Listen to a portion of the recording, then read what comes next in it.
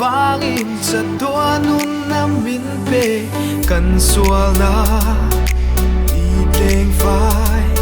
I cross amin tan na misual de gandam na I mangay na le chat na song te hi tu manan shil tiam long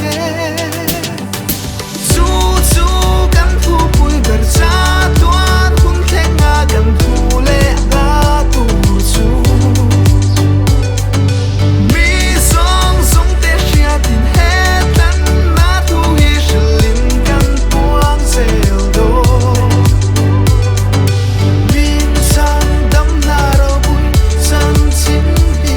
ring in kan suang sel do min tan na cross ne na xua lal thiêu tí thấy na tô má